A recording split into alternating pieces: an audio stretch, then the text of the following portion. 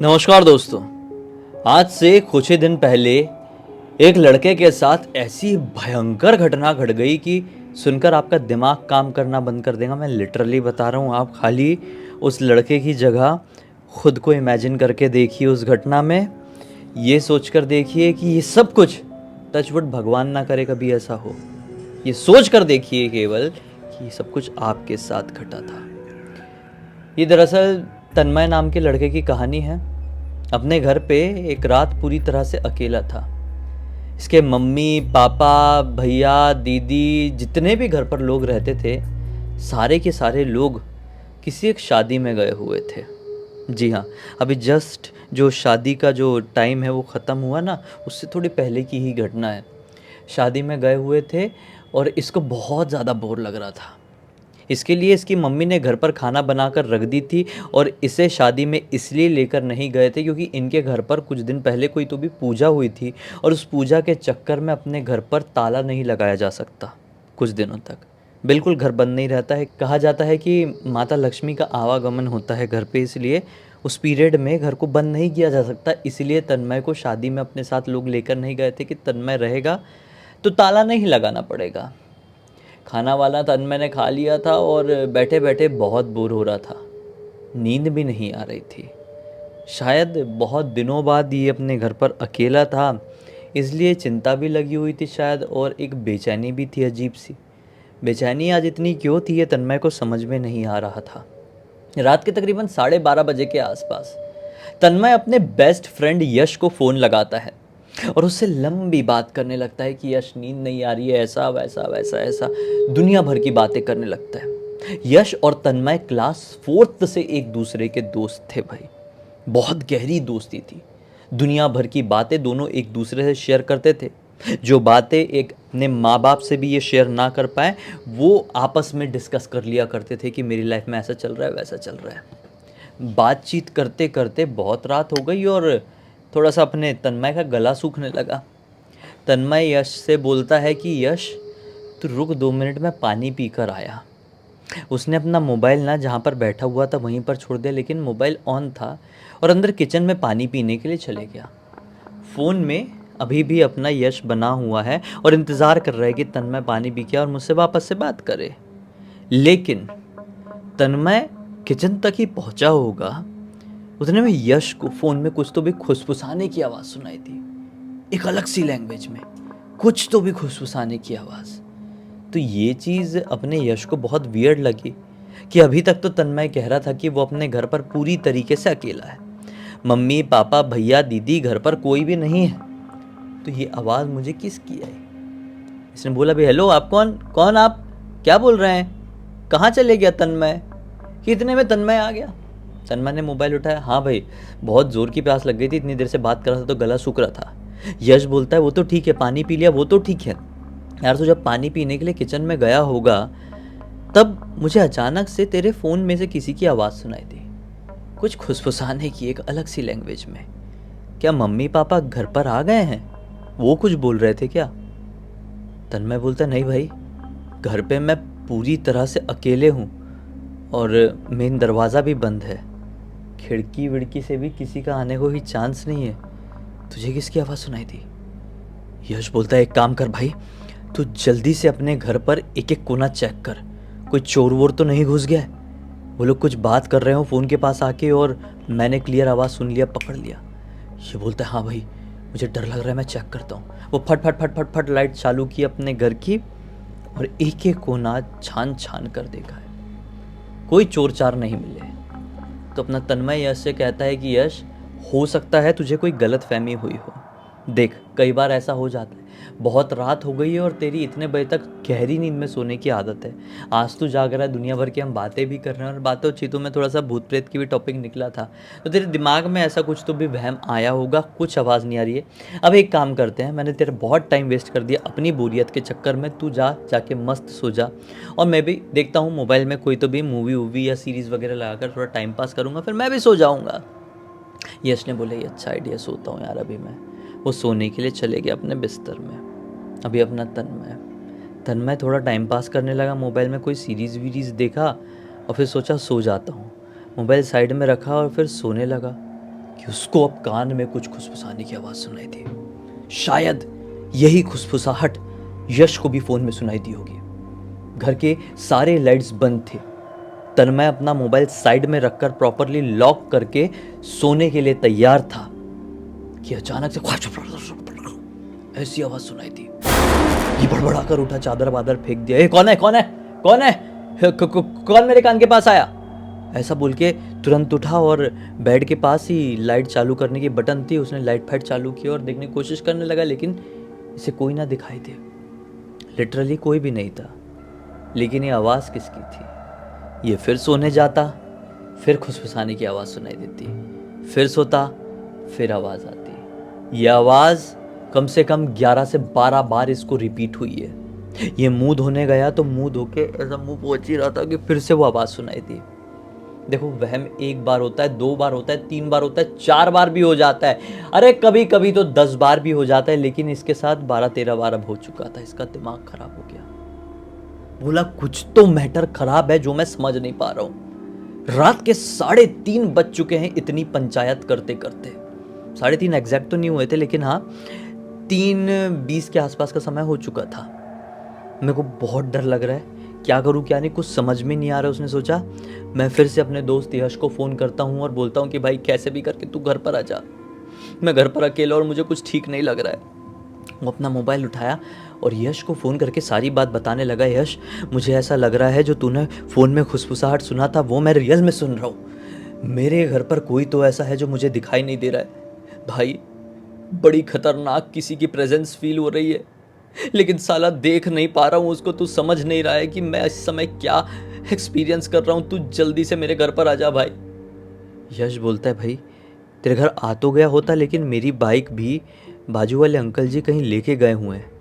यश का घर तन्मय के घर से थोड़ा दूर था और इतनी रात गए कोई साधन नहीं मिलना था। ये लोग जबलपुर के रहने वाले थे। जबलपुर है बड़ा शहर, लेकिन साधन नहीं मिलने वाला था। काफ़ी घनी रात हो रही थी और ये लोग रिहायशी इलाके में रहते थे, ये लोग कमर्शियल इलाके में नहीं रहते थे, तो ऑटो नहीं मिल पाती इतनी रात को। इसने बोला, यश ने समझाते हुए कि भाई देख, तेरे साथ क्या हो रहा है मैं समझ पा रहा हूँ, क्योंकि मैंने भी बहुत क्लियर आवाज़ सुना था। ये कोई वहम नहीं है, मैं ये भी समझ पा रहा हूँ। तेरे घर पे हनुमान जी की फ़ोटो या मूर्ति है क्या? ये बोलता है हाँ भाई है। हनुमान चालीसा तो तुझे आती नहीं होगी। ये बात यश ने तन्मय से कहा। बोला नहीं नहीं आती है। बोली नहीं, अगर पूरी नहीं आती तो एक काम कर, हनुमान चालीसा कोई बुक होगी तो हनुमान जी की मूर्ति या फ़ोटो अपने बेड के बाजू में रख, हनुमान चालीसा पढ़ते पढ़ते पढ़ते पढ़ते सो। अगर किसी की प्रेजेंस है घर पे, कोई नेगेटिव एनर्जी की, कोई भूत प्रेत की, कोई आत्मा की, तो हनुमान चालीसा के डर से वो चीज़ भाग जाएगी या फिर थोड़ी कंट्रोल में आ जाएगी। तो ऐसे ही कर। और बाकी फिर देख, ज़्यादा प्रॉब्लम होती तो अपने मम्मी पापा को फ़ोन कर, क्योंकि मेरा वहाँ तक पहुँचना बहुत मुश्किल है अभी। ये बोलता है ठीक है मैं ऐसे ही करता हूँ। ये बोल के फिर से यश ने फ़ोन काट दिया। यश अपना सोने के लिए चले गया। यश तो अपने घर पर है, लेकिन तन्मय इस सिचुएशन से फ़ाइट करने के लिए अपने घर के पूजा मंदिर घर में गया और वहाँ से हनुमान जी की फ़ोटो उठाया, अपने बिस्तर में बाजू में जगह थी वहाँ पर रख दिया और मनी मन हनुमान चालीसा पढ़ने लगा जितनी याद थी। और फिर मोबाइल की रोशनी से चादर पूरा सर तक ओढ़ लिया है और छोटी सी किताब है इतनी बड़ी, उससे हनुमान चालीसा पढ़ रहा है। सोचा पढ़ते पढ़ते सो जाऊँगा, लेकिन हनुमान चालीसा एक बार पूरी पढ़कर हो गई और इसको कुछ प्रेजेंस फील नहीं हुआ, इसको नींद भी नहीं आई। बोला ठीक है, अब अपनी तकिया के बाजू में हनुमान चालीसा रख देता हूँ, अब सोता हूँ बजरंगबली का नाम लेके। बजरंगबली का नाम लेकर ये सोया ही है कि इसको आवाज़ आना बंद हो गई।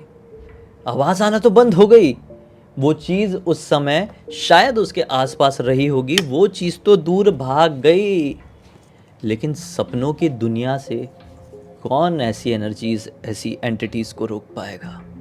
कहा जाता है कि रात के 3:30 बजे के आसपास के सपने शैतानी दुनिया के लिए एक पोर्टल माने जाते हैं।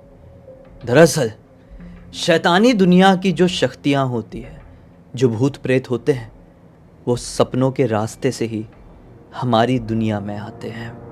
सपनों को एक रास्ता बनाकर हमारी दुनिया में एंटर करते हैं और वो 3:30 बजे के आसपास होता है रात में।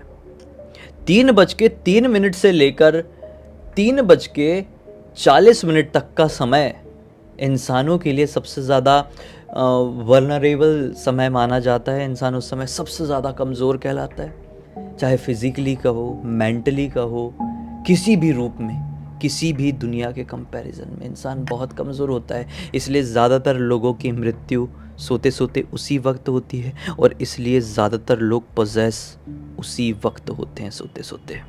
भूत प्रेतों का उस समय थोड़ा सा ज़्यादा पावर होता है, एग्जैक्टली ब्रह्म मुहूर्त से आधे घंटे पहले के समय में। फिर ब्रह्म मुहूर्त 4:45 कम रहता है, इस समय के आसपास लग जाता है। तो ये सोया ही है, इसको वो एंटिटी फील तो नहीं हुई, लेकिन एक सपना दिखाई दिया। इसने सपने में क्या देखा कि एक आदमी है जिसे घर के आंगन में खड़ा हुआ है, इसे घर के सारे दरवाजे खुले हुए हैं, ये अपने बेडरूम में सो रहा है। वो आदमी इसको बेडरूम से दिखाई दे रहा है, काला सा साया, लंबा चौड़ा हट्टा कट्टा, लंबे लंबे बाल लिया हो, मानो कि उसके पीछे से बहुत तेज कोई लाल रोशनी मार रहा हो, और उस लाल रोशनी की चमक की वजह से, उसकी वो क्या बोलेंगे, उसके सैचुरेशन की वजह से उस आदमी का पूरा लुक नहीं दिख पा रहा हो। वो आदमी केवल एक परछाई के लुक में दिख पा रहा हो, लेकिन वो आदमी था, डरावना था। ये उसके पैरों की तरफ देखा, उस आदमी के पैर ज़मीन में नहीं टिके हुए थे, हवा में थे। वो आदमी अब धीरे धीरे धीरे हवा में उड़ते हुए इसकी तरफ आगे बढ़ रहा है।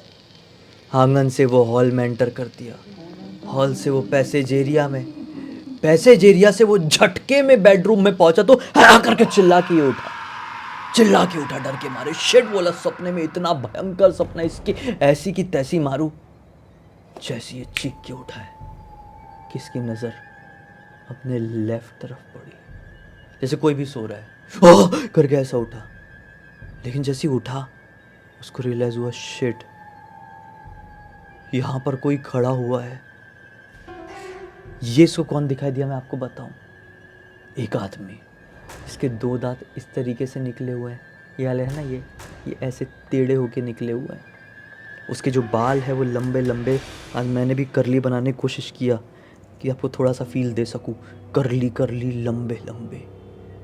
वो काले रंग के कुछ तो भी लिबास में खड़ा हुआ है, ये कपड़े नहीं थे, शायद वो किसी जानवर की खाल थी, शायद सूअर की। जी हाँ, उसका वो जो लुक था वो बहुत ज़्यादा डरा देने वाला था। उसकी जो आंखें थी वो इतनी बड़ी बड़ी थी, लाल चटक।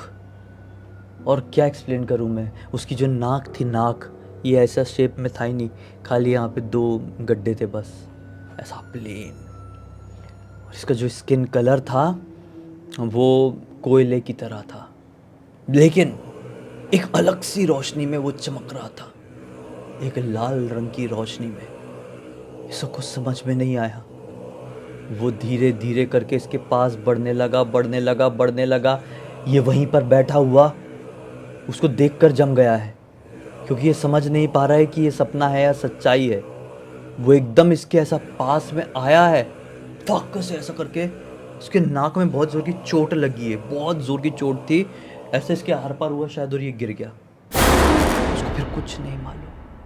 जब वापस से आँख खुली, इसका सुबह का वक्त हो चुका था, 6 साढ़े 6 बज चुके थे। ये बिस्तर से नीचे गिरा हुआ था।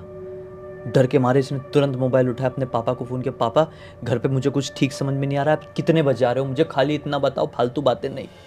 पापा ने बोले कि बेटा आ रहे हैं, अगर तुझे ठीक नहीं लग रहा है, कुछ गड़बड़ लग रहा है, शाम तक पहुंच जाएंगे। पूरी बातें इसने बोला नहीं, ठीक है, घर पे अपने। अब सुबह का वक्त हो चुका था। ये पूरे टाइम घर की छत में बैठा रहा, नीचे नहीं गया, भूखा प्यासा नीचे नहीं गया। फिर शाम को पापा आए। पापा जैसे ही घर के अंदर एंटर करते हैं, देख के कुछ तो देख के उनके दिमाग के परखच्चे उड़ जाते हैं। बहुत जोर से चिल्ला के बुलाते, ए कहाँ है तू, नीचे आ, अभी के अभी नीचे आ। तन्मय छत से दौड़ते दौड़ते नीचे आया। क्या हो गया पापा, मेरे साथ कांड हुआ है पिछली रात को, आप क्या चिल्ला रहे हो ऐसे खुन्नस में, मुझे अकेला छोड़कर गए थे ना। पापा बोलते, सारे कांड मैं तेरे निकाल के रख दूंगा, ये दरवाजा किसने खोला। ये बोलता, कौन सा दरवाजा, अबे ये दरवाजा जो मैंने तुझे बोला था इसको जिंदगी में मत खोलना, ये दरवाजा किसने खोला। ये बोलता, पापा मैंने खोला था। क्यों खोला।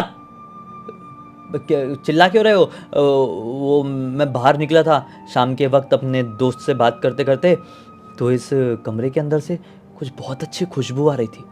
मैंने सोचा पता नहीं किस चीज़ की खुशबू है, ताला तोड़ के अंदर देख के आता हूँ। ईंट रखा हुआ था, 2-4 ईंट मारा, ताला टूट गया। ताला टूट गया? मतलब ताला टूट गया? तेरे को मना किया था ना? ऐसे करके डांटे पापा ने बहुत जोर से। बोले फिर क्या हुआ? ये बोला पापा मैं अंदर घुसा, कुछ दिखाई नहीं दिया। एक टेबल था, उस टेबल के ऊपर रखा हुआ एक चमकदार सेब, एप्पल, एकदम ताज़ा एप्पल दिखाई दे रहा था, और उसी से वो खुशबू आ रही थी शायद। मुझे लगा कोई तो बहुत टेस्टी सेब है भाई, यहाँ पर कैसे आया मुझे मालूम नहीं। मैंने वो सेब उठा लिया और अपने फ्रिज में डाल दिया। पापा क्यों? लेकिन आप ऐसा क्यों बोल रहे हो? पहले मेरी तो सुन लो, मेरे साथ क्या हुआ। बोले मुझे सब पता है तेरे साथ क्या हुआ होगा, सब पता है। बोले पापा कैसे? बोले सुन, पहली बात मेरी तो सुन। जो पुराना वाला घर है ये अपन ने किराए पर देके रखे थे। आज से 15-16 साल पहले यहाँ पर एक किराएदार रहता था। वो साला टेंशन डिप्रेशन में आके खुद को इस घर में टेबल से लटका कर ख़त्म कर दिया था। उसके बाद से हमको बहुत दिनों तक उसकी प्रेजेंस फील हुई थी हमारे इस घर में। उस बेवकूफ़ इंसान ने खुद तो मरा, लेकिन हमारे घर को मनहूस भी करके मरा। हमने फिर पुजारी जी को बुलाए थे, पुजारी जी से ये घर बनवाए थे। पुजारी जी ने बोले थे चाहे जो हो जाए ये ताला कभी नहीं खुलना चाहिए, आपका ये घर वेस्ट हो गया समझ लो। इसलिए मैं शुरू से मना करके रखा था कि ये घर खोलना नहीं है, कमरा खोलना नहीं है। वहाँ पे एक्टिविटीज़ कई बार मैंने भी महसूस किया था। खुश था मैं बहुत कि जब से तू बड़ा हुआ है तब से कुछ हुआ नहीं। लेकिन बदतमीज़ इंसान, बाप की इतनी तो मान लेना चाहिए। हाँ, जब मना किया था मैंने, तूने खोला क्यों? उसके अंदर की आत्मा, यानी वही लड़के का भूत जो कि खुद को ख़त्म कर लिया था, वो तेरे ताला तोड़ने की वजह से बाहर निकल गया और अपने घर पे घुस गया। किस्मत अच्छी थी रे। कि क्या हुआ? तुझे कुछ हुआ नहीं, ये किस्मत बहुत अच्छी थी, लेकिन हुआ क्या अब तू बता। अब पूरी बात तन्मय ने अपने पिताजी को बताया। पिताजी ने बोले बजरंगबली धन्यवाद, आपने मेरे बच्चे की जान बचा ली आज। क्योंकि इसने बजरंगबली की फ़ोटो ला के रख लिया था अपने कमरे में, इसलिए वो नेगेटिव एंटिटी, वो आत्मा, वो भूत, वो शैतान, वो जो कोई भी था, वो चुड़ैला, इसका कुछ नहीं किया। उसके बाद से तन्मय ने कसम खा लिया कि जो जो पापा जी बोलेंगे वो मैं करूँगा। इस पूरी घटना की जानकारी तन्मय ने अपने दोस्त यानी यश को एक दिन बाद दी, और फिर यश ने ये पूरी कहानी मुझे इंस्टाग्राम पर लिख कर भेजा। मैंने सोचा आप लोगों को सुनाऊं, बहुत मज़ा आएगा। सुनाते वक्त तो मुझे आया, और सुनते वक्त भी आपको बेशक आया ही होगा। मेरा मकसद पूरा हुआ, आप भी अपना काम पूरा कर दीजिए इस वीडियो को लाइक करके भाई। चैनल को सब्सक्राइब करके बेल आइकन को दबा के ऑल के ऑप्शन में क्लिक करना अगर पहली बार देख रहे हैं तो। और आपके पास भी ऐसी कोई कहानी है तो इंस्टाग्राम की लिंक वीडियो के डिस्क्रिप्शन बॉक्स में डाल दे रहा हूँ, क्लिक करके वहाँ पे पहुँच जाना, कहानी को डीएम कर देना, या फिर वहाँ पे मेरा ईमेल कॉन्टैक्ट भी मिल जाएगा, ईमेल में लिख भेजना। हो सकता है मेरा अगला कहानी आपके हिसाब से मेरी ज़ुबानी बन रहा हो, है कि नहीं। चलिए कल फिर से मिलते हैं, तब तक के लिए बहुत बहुत धन्यवाद। आपका दिन शुभ हो।